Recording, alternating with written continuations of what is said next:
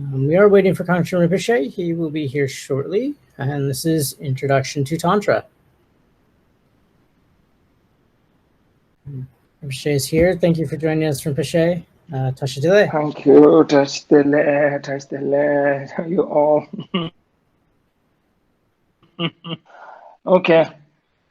Okay, so we will continue. So, as the last time, we talked about the four different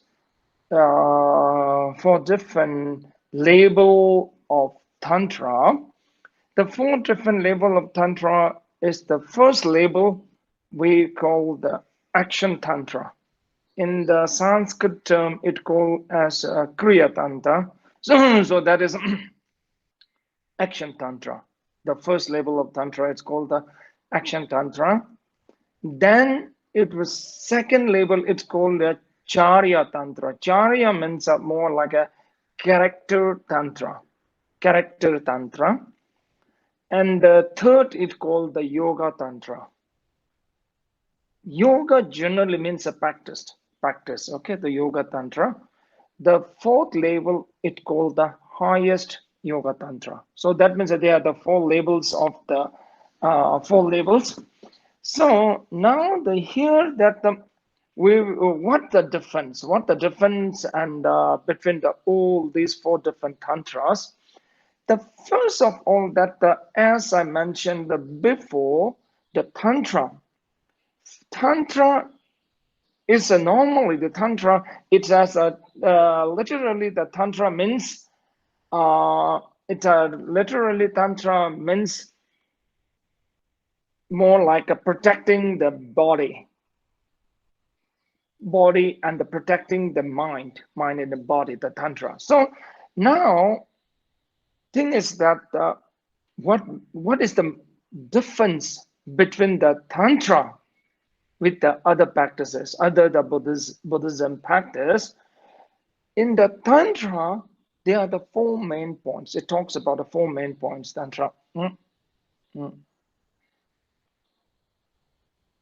Okay, the four main points. Yeah, so four main points of the tantra is that the four main point is that the first thing is the tantra. It talks about the, as you all know, the initiation. Initiation is a one point. So initiation is mainly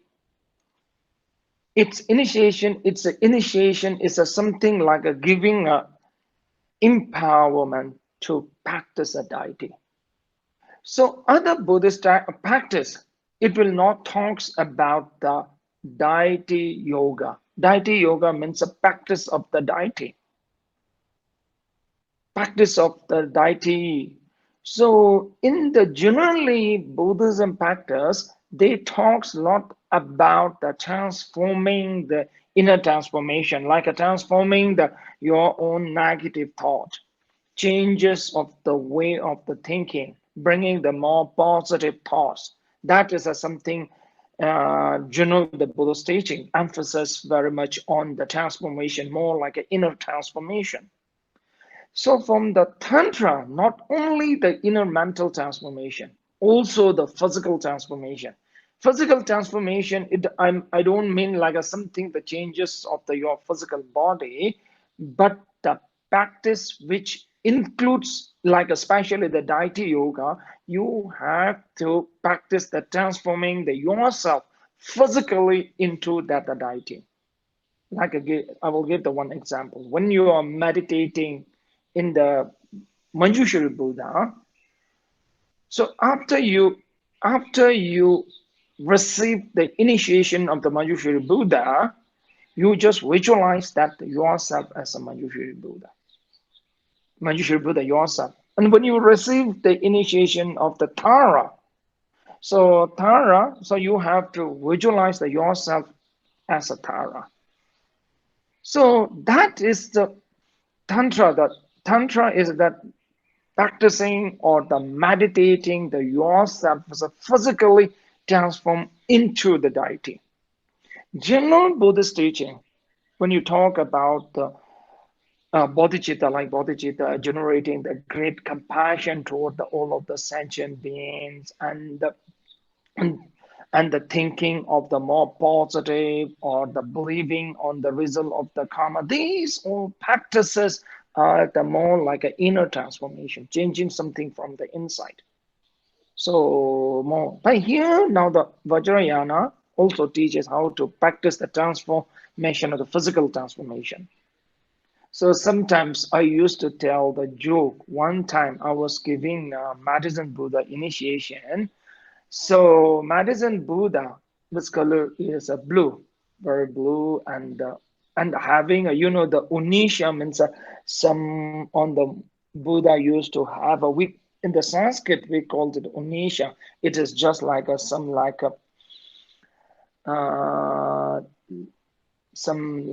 a swelling part. If you don't know the meanings, it looks like a little bit swelling on the center of the head, like a swelling part, seems like that. So one time when I was giving the initiation of Madison Buddha, so I asked that student, will you really want to transform your physical body into the like a Madison Buddha, totally blue, and having a unisha on your heart, swelling like on some part of the heart is swelling. So do you really want to transform like that? So I asked them. So many of them feel a little bit hesitate to answer to saying the yes. Some shook their head and shook their head. They want to receive the initiation, but not ready to transform the physical body into such a like that. So, but the thing is that the thing is that the Vajrayana, the practice, it's a very important to have the base of the emptiness understanding. When you have a very proper understanding of the emptiness, so you will understand whatever things, whatever your perception is not right, false. When you see something as a nice and the beauty, that only through your perception, no?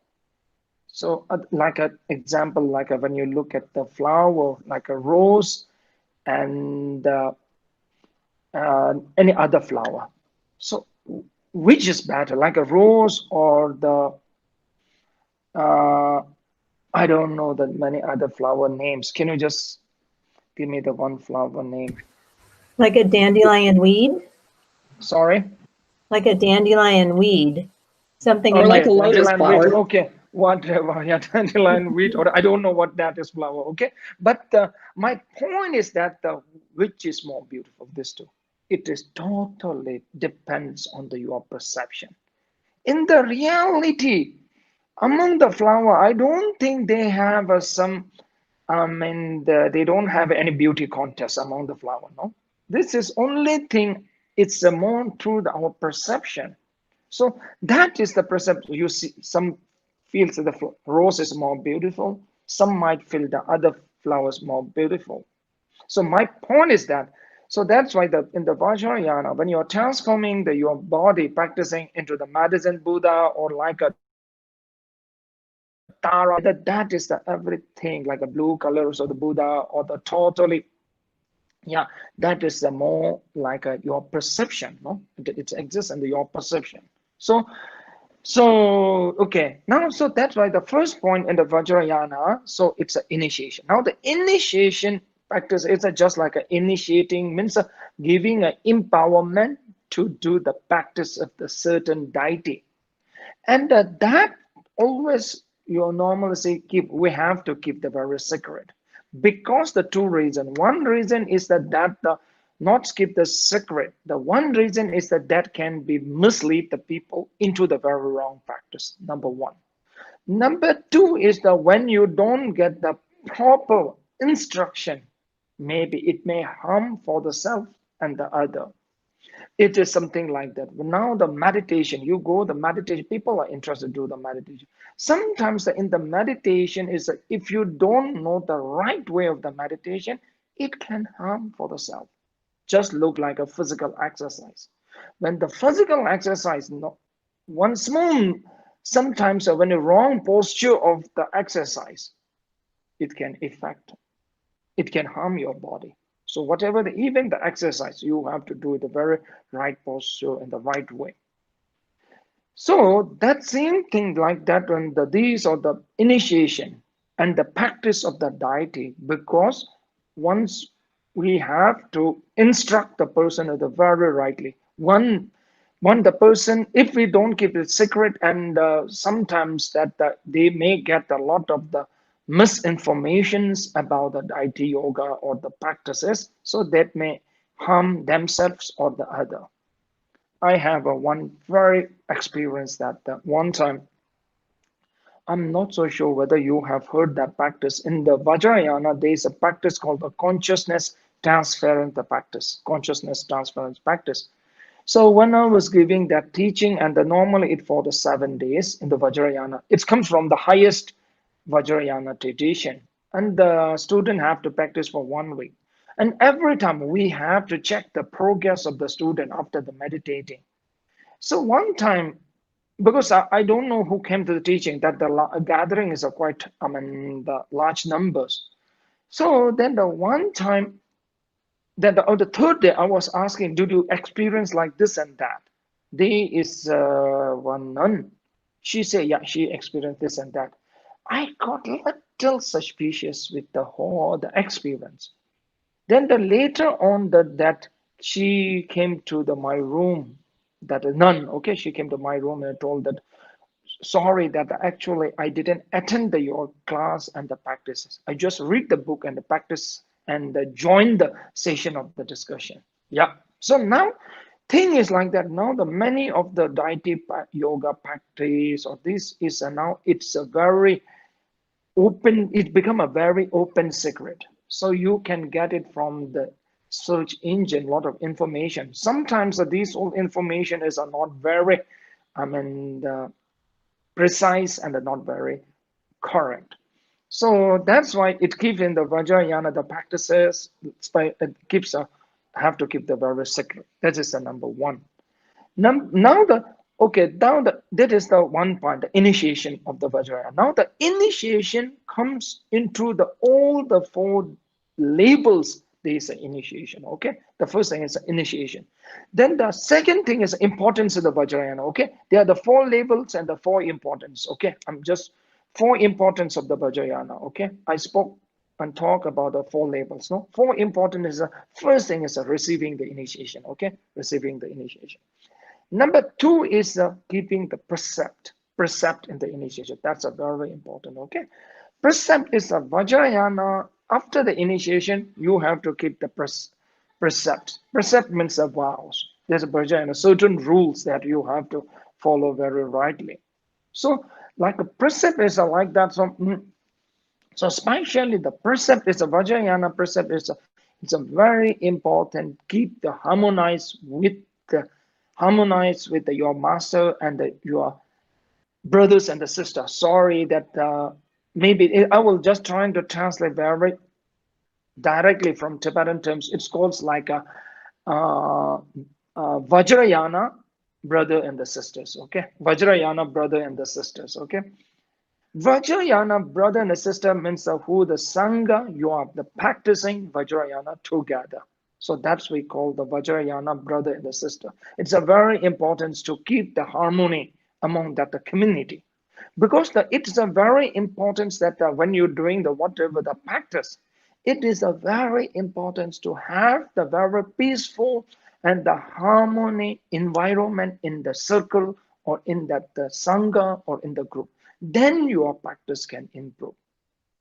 When you look back the 2000 back at the time of the Buddha's his own cousin go against of the Buddha and he create the division among the Sangha. When you create the division of the Sangha, there's several months, lots of the Sangha members could not meditate and practice well. They are very much mentally disturbed.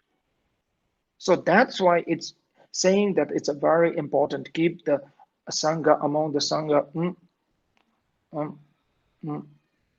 It's very important among the Sangha to keep the harmony. So that's why it said that it is the that is the one precept. Okay, I'm talking about the second important point. Okay, keep holding the precept. And generally there are the 14 downfalls or the four. Okay, so that maybe we'll talk later, but the keeping the precept. Okay, that is the second important point. Okay, now the third important point of Vajrayana, when you receive the initiation of the deity, whatever deity, then it's important to do the retreat. Retreat, there the retreat means a few different of the retreat. Okay, one we call the solitary retreat. Solitary retreat means that you can do it 5 days, 7 days, 3 days. It's a solitary retreat is a more like a you be alone and meditate on the deity, meditating. Then you're doing the retreat.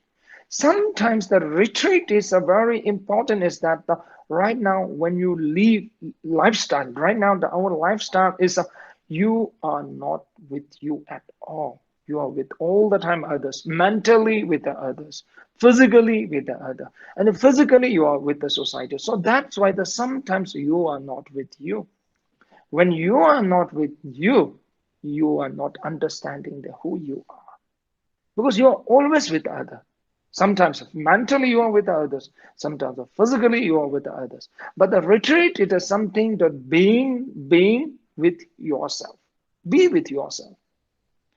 So, and then introspect, look into yourself, how you think, how you react.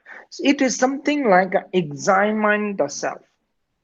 Right now, I'm very sure that everyone you knows the very well about other. Just look, you know very well about maybe your partners, friends, children's, or the whatever you can I'm sure that whether you know very well or not, but you feel you feel that you know them very well because you examine them too much. Maybe you because you focus them about the too much. So now the retreat is something focusing more on the self, looking into self, and then to understanding the self, how you think, how you react. Yeah, so like that, no? So yeah, so that is the thing, okay? So that retreat is this is the one purpose of the retreat. So one is that. Second is the retreat is something like a practicing with the practicing and it is something like that. When you look at the swimming, when you learn the swimming, first they will instruct the swimming. Then later on, what you have to do, have to try yourself in the pool. Like when you learn the bicycle, when you learn the cycling, first you will get the instruction. Then what you have to do? You have to do it yourself. No, you may fall down again. You have to write, and then you have to do it again and again to learn the cycling. No, you have to do. Retreat it exactly same thing. You be with yourself, trying to practice yourself. When you face any difficulty, trying to solve by yourself.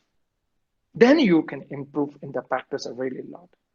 Because the many times when you practice, when you are not very sure what really you do, you will ask your master or you will go into Google and trying to do something, not trying to solve by yourself at all. So that's why if you look at the Buddha's the life story, when he been through the many teachers and the learned, but finally that 6 years is a solitary retreat.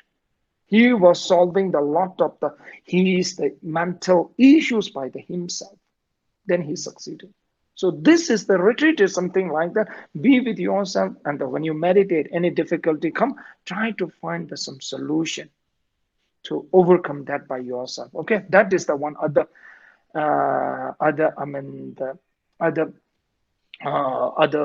the main purpose. My own experience, I had not a solitary retreat, but my own experience quite long back. I was in the one time in the Switzerland, and at that time Switzerland, a few days they told me I have no program, so I went to the one of the village site. It's a nearby place called Glarus. So in that 3 days, I was alone, no program. In these 3 days, I have such a tremendous, intense realization. And I had a very strong experience, especially when these 3 days I was meditating on emptiness with very alone myself. No? So that's why it may happen with you if you spend some 1 or 2 days alone yourself, no, when you think. Because normally what happens is that when the persons want to stay alone, they will feel the loneliness. Because they feel the loneliness because they think something others. When they are alone and the things look into yourself, introspect yourself, you won't feel loneliness. You will discover the more new things. That's the thing. So that's why, yeah. So that's why whenever people feel the loneliness, they need someone to talk. They need some place to go to overcome that loneliness. So it doesn't mean that when you stay alone, it does few days, it doesn't mean that you will feel loneliness. Okay. Okay. So that is now the second main important point is sorry, and third is a retreat. Sorry, the retreat of the deity in the Vajrayana practice, third more important. Okay. Then the fourth one is with the after the deity retreat, then the action.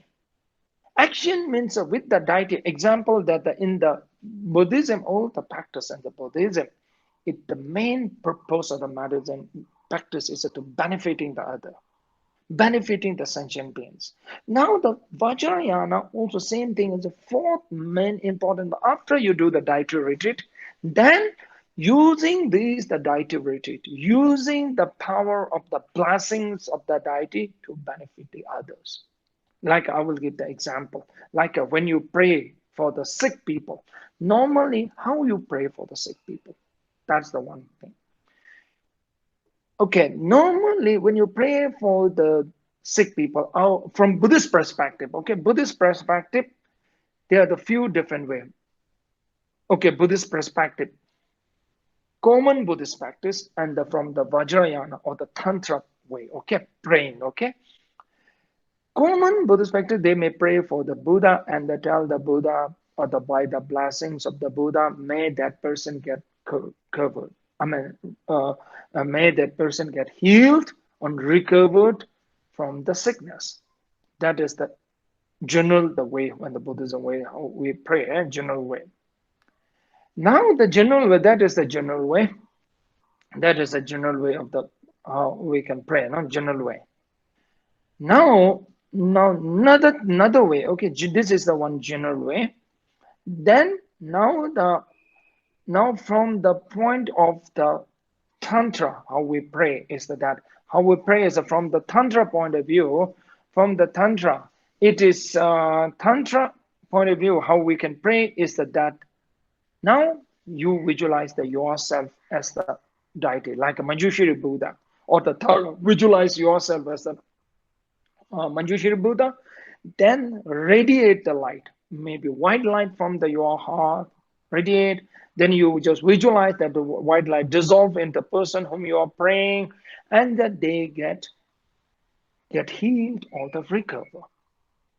Okay, that is more in the general Buddhist practice. We send the positive thoughts when you are praying for someone. From the Tantra practice, not only sending the positive thoughts, you are transferring your more positive energy to the person whom you are praying, more positive energy.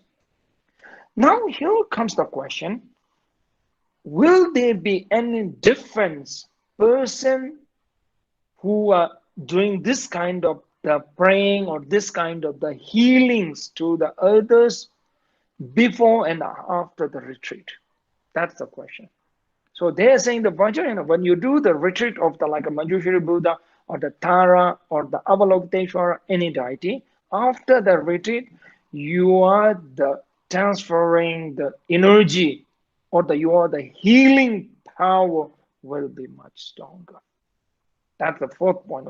Fourth point is a more like I think the actions. What kind of the action is something like that? More main important thing is action of the benefiting the other. Sorry, action. That's a fourth important point of the Vajrayana. Okay, I'll come back and I will summarize. Okay, I talk of the four labels and the four importance. No, four importance. The first is initiation, receive the initiation. No, third is keeping the vow or percent. Sorry, the second. Third is a retreat, no, retreat, doing the retreat of the deity. Okay, retreat. And the fourth is action. The action is a more like benefiting the action, benefiting of the other, action of the benefiting the others. Okay, these are the 4 important points. Comes into all the 4 labeled of the Vajrayana. These 4 points are very important. Okay, these 4 points are very important. Now I will go back on the 3rd point about the retreat little bit. Okay, in the Vajrayana, the retreat have a few different kinds of the retreat. Okay, once I mentioned is a solitary retreat. It is just like the practicing with the deity and the reciting the mantra and the introspecting the self. That's we call the solitary retreat. Okay, in the solitary retreat, what you have to do is you have to spend some time with you. You have to stay alone, spending some time with yourself. In the solitary retreat, important is practicing the deity yoga, reciting the mantra, introspecting on the self, looking into the self, try to understand that who you are. These are the what you have to do the solitary retreat. Okay, and the one retreat is we call the sign retreat. Okay, sign, what I mean the sign, the signboard, the sign retreat. Okay, whether I'm not so sure that whether I'm translating very correctly, but the terms I'm trying to translate from the Tibetan terms. Okay, it's called a sign retreat. Sign retreat is a more like a not spending the time of the alone. Okay, this is a little bit more but higher level. Try to get some indications from the deity, Manjushri Buddha. Okay, this is more like you are now connecting the link with the Manjushri Buddha. Okay, like an example, when you look at the Lama Tsongkhapa, Lama Tsongkhapa have getting a lot of the instruction from Manjushri Buddha directly. Instruction. This is the very risky point. Okay, why the risky point is saying how you will know that whether you are really getting the instruction from maybe the Tara Buddha, or you might be just getting some instruction through your own imagination. Okay, that is the risk. But how you can differentiate that, maybe I'll cover up some other time. Okay, that is called the sign retreat. Sign retreat is more like a building the connection with the deity. That first you have to build from the mental connection, then physical connection. Physical connection means like seeing the deity, like communicating with the deity. Okay, Lama Tsongkhapa used to do a lot like that, physical connection with the Manjushri Buddha. So he is having a lot of the discussion between the Lama Tsongkhapa and Manjushri Buddha. Okay. Now the question is that, okay, this is the very, very, very, very tricky point. Okay, why I'm saying the tricky point is that one person thought that he built up the connection with the Tara. Okay, Tara Buddha. Okay, Tara comes to him or her. Okay, and the Tara, the goddess Tara. You all know the goddess Tara. Okay, goddess Tara. Because why I'm saying that is that it happens a lot of times. It happens. Some people, they used to tell that they can see the Buddhas. Even they say the Buddha tells him to do this and that. No. So now the huge thing is a very important to understand that the differentiating whether you are having the right visualizations or the false visualizations. Sometimes when you see like a Buddha, it might be totally false, not a right visualization. So now the thing is that how we will know that whether it's a right visualization and a false visualization. That is the importance. Okay, that is important. That's so how you will know that, maybe I will cover up some other time. Okay, so now the third, that is the one retreat. Okay, sign retreat. Okay, sign retreat. Okay, sign retreat, solitary retreat, sign retreat. One is the number retreat. Number retreat is the very normally many people, the number retreat is you are just chanting the certain numbers of that mantras of that deity, like a Manjushri Buddha mantra, Om Arabazanati. That is the Manjushri Buddha mantra. So if you chant like 100,000, that is the number retreat. Number retreat means you are doing the retreat of that deity. Mainly you are focusing on the chanting the mantra. Because the chanting the mantra is like these old mantra have a very positive and the strong energy. When you chant it again and again and again, you are producing the more strong energy. Because as you know, the sound is energy. These mantra are the very positive energy. So when you're chanting this mantra again and again, you are producing the more strong energy. Okay, so this is the strong energy. So this is the number retreat. Okay, there are the three different kinds of the retreat. No, one is a solitary retreat, sign retreat, and the number retreat. Okay, now when the person saying that he's doing the retreat, you can ask what you are doing. Maybe most of the 90% of person, they do the retreat of the number retreat. Means they will just chant the mantra of that deity, certain numbers, maybe 100,000, 200,000, do that. Okay, I always say it's the best retreat, the solitary retreat. Just sleep 1 or 2 days just alone, introspect yourself, look into yourself, try to understand who yourself. Now then meditate the deity, meditate, visualizing the self as a deity, meditating. Then meditating, that is the solitary retreat. No? That is the better. Then it will change the whole of your, the mental structure. No, mental structure. Why I'm saying the mental structure is right now our mind set, mental structure is it is not that well structured. No, so when you have the right mental structure, then you can think more positive. You can see more positive things. You can feel more positive. Yeah. Anyway, so that's the 4 points. Okay. Now we will come back for the 4 levels of the Tantra. Okay. Now, what is the difference between the 4 labels of the Tantra? First Tantra, as I saw, the action Tantra. Now, when you look at the many deities comes from the first label. Like if you look at the Manjushri Buddha, mainly it comes from the first label of the Tantra. Okay, first label. That's called the action Tantra. Goddess Tara, it is the first label of the Tantra called the action Tantra. These 4 labels of Tantra is mainly, it was the differentiated meant the way of the practicing. When comes the first label of the Tantra, it's a very important to the offering. Offering water, flower, whatever, that's a very important. Not only the offering should be the very clean, very niche, and then very niche and the very clean offering is a very important for the action Tantra, the level of the action Tantra. When someone is practicing the action Tantra, when you do the retreat or based on the action Tantra, it's a very important to do the offerings and the paying the lots of attention to the external things like offering and the cleanliness. That is a very important to pay action done. First level, okay? If you look at the highest yoga tantra, external things are not important. Whether you can offer the flower, whether you don't, you just offer something mentally. Visualize that you're offering the flower. Visualize that you're offering the water. So that is the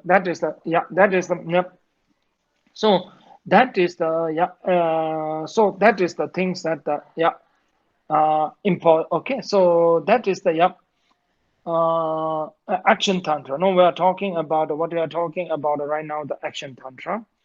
Then what we are action tantra, the importance. Okay, so external things are very important. Action tantra.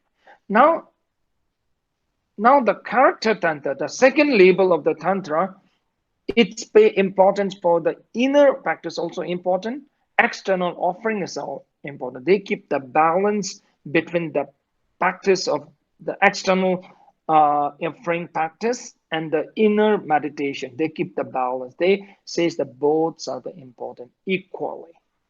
In the label 1, external things are more important. Offering and the mudra. You know the mudra, no, hand mudra.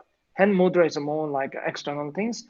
So hand mudra means the hand posture, no? When there are the lots of the hand posture you have to do at the level of the first level, okay, in the tantra. When you come to the highest level of the tantra, the hand posture or the offering, these also are not that important. More important thing is that you are the meditation. So it's a more important. Just like as I mentioned before, like an offering in the highest yoga tantra, they emphasize very much of the mental offering. mental offering, that's something you just have to visualize and offer that. Okay, so mental offering. I have one fun and a very nice story. Okay, one time, once some student came to me, and that day, that's a quite long back that day, and they brought me some small piece of cake, and they tell me, and that morning they told me that came, and they told me that before they come to meet me, they told me that they already mentally offer me the huge cake, but in the reality they gave me one small cake. But they are very serious point. But really, I like that because really they practice that. No? So this is there is a many fun stories of the ancient stories. So ancient story, one of the master, he was asking all the teaching of the all this, I mean the mental offering in the initiation time. This is an ancient time, okay, ancient time. And one student came to the master because ancient time in the Tibet, normally the offering is more like a gold coin and a silver coin they used to give, no? So then the one student told the master ancient time that the master, you also visualize that I offer you the 100 gold coin. So this is so in the highest yoga tantra, it's saying that a mentally offering. The physically offering is another important. So now the first level of the tantra, it's saying the mentally offering, it's a good, not that good. So physical offering. Like if you offer the water, water should be there. If you offer the flower, flower should be there. So that's the difference, okay? The first level of the tantra. First level of tantra, okay? So, but the important thing is that they are not saying the amount, okay? Amounts is not important. Whether you offer the one piece of the flower, that's also very fine. But they should be the some offering should be there from the first level of the tantra, okay? So now the highest yoga tantra, they more focus on the inner practice, okay? Inner meditation, okay? Now the third level of the tantra, it says the inner practice is the more important than the external offering, but they should be external offering, but we have to pay more importance for the inner practice. So now the highest yoga tantra, they say, oh, we don't have to care of the external offering. More we pay more inside the meditation. External, the whatever you do, it is not that important. So that's why you can see that now you will look at highest yoga tantra practitioner. Sometimes when you see that these practitioners, sometimes they are not paid too much attention of the cleanness of the offering, and the ancient time they used to go to the cemetery and they meditate in the cemetery and that is something there. The cleanness is not importance when you reach the highest yoga tantra. So that's why I'm not so sure that have you heard that Yamantaka, the deity Yamantaka? I'm not so sure. This comes from the highest yoga tantra called the Yamantaka. It is the deity, is the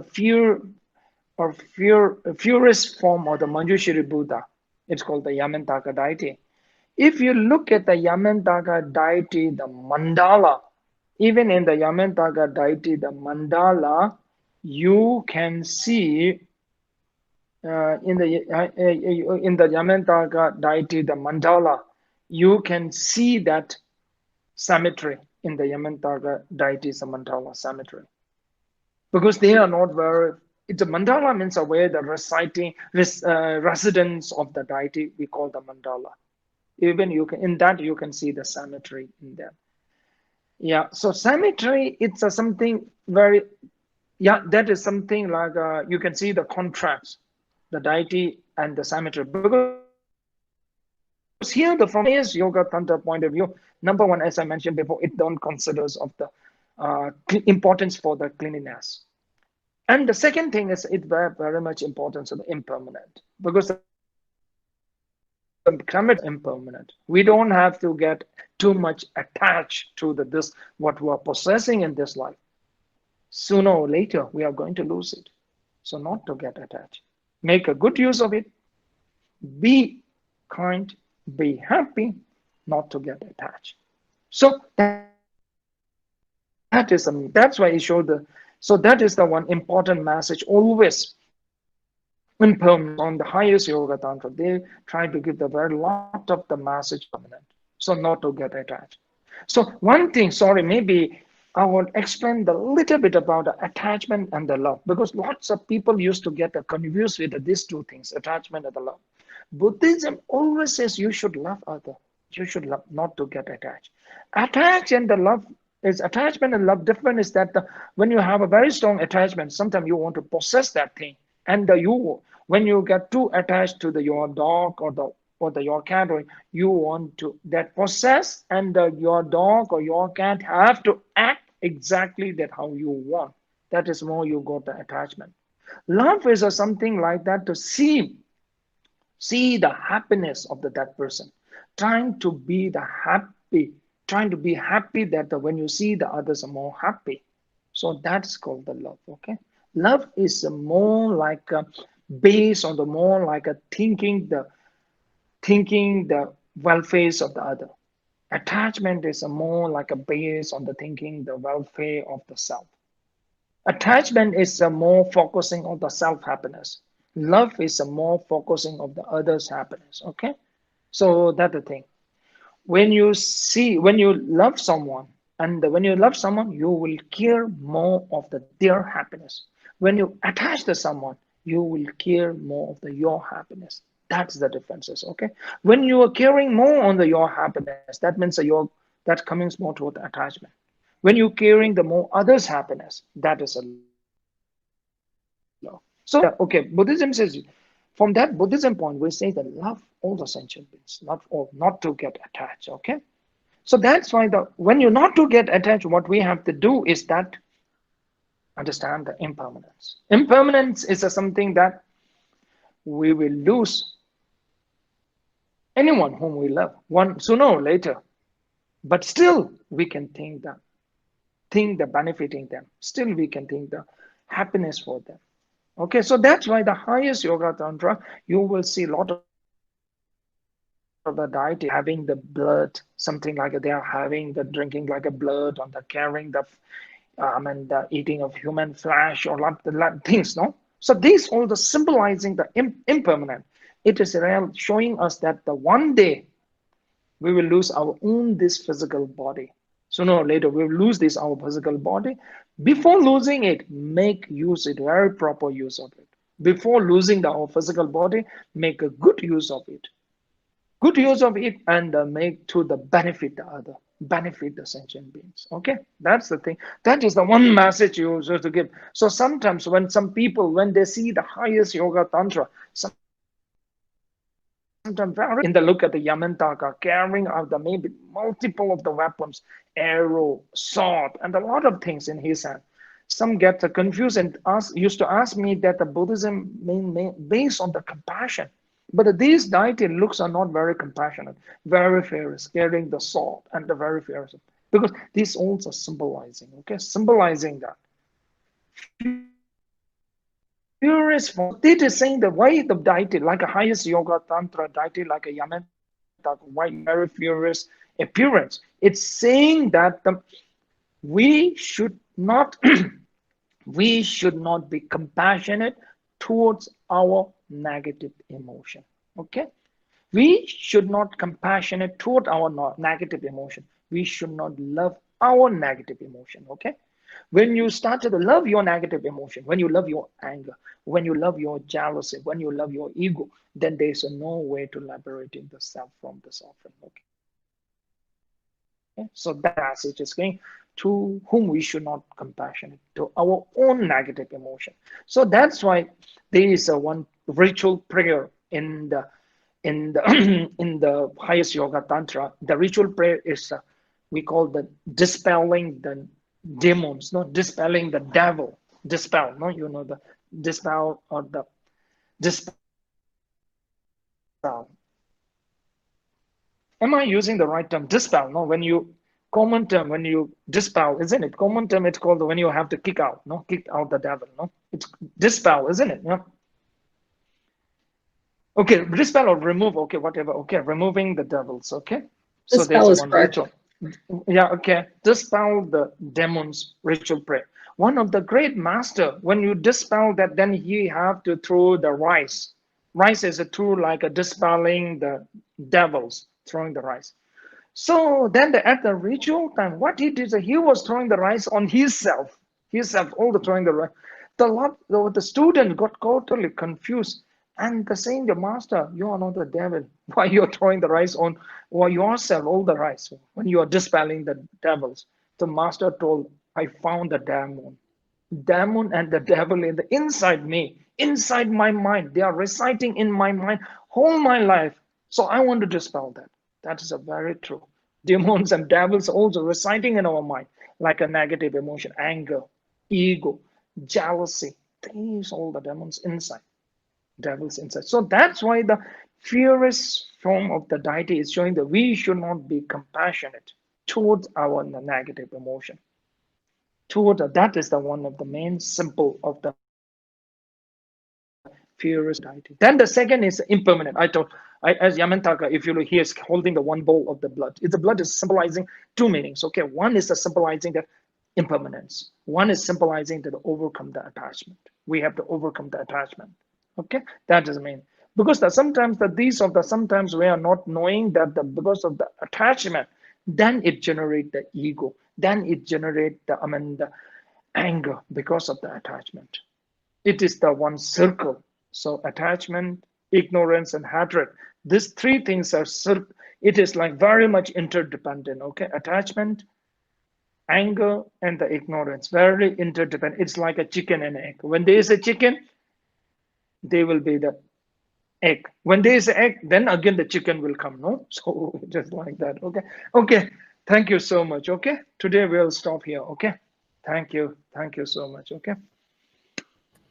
Thank you, Rinpoche. Thank you. Then see you next time. Okay. Thank So you, next time, Rinpoche. if you have any question, then we'll discuss it next time. Okay. Thank you.